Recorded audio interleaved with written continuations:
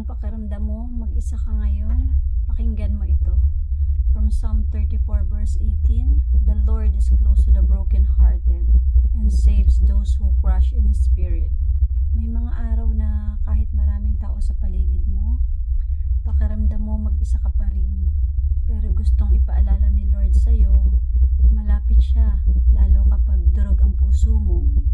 Sa bawat luha na walang nakakakita, andyan ang Diyos.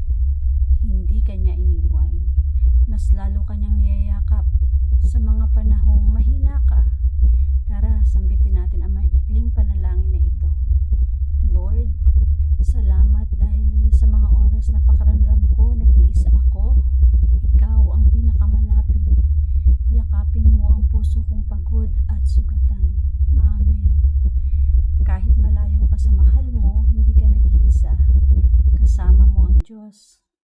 Palagi mong tandaan na sa gitna ng lungkot, may Diyos na malapit.